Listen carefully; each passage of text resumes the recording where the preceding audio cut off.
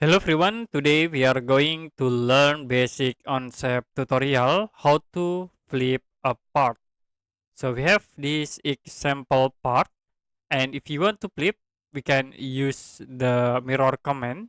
So you can click the mirror and then select the object.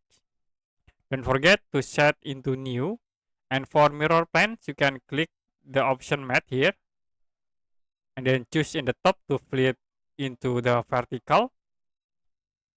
Click new, and after it click OK. Now you can delete the last part. So to be flip the part. Okay, we'll flip again. Okay, you can select the objects with mirror command. And then for mirror planes, I will click at this face, create new, and the next click OK.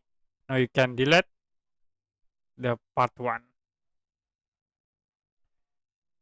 Okay, that's it for basic Onshape tutorial how to flip a part.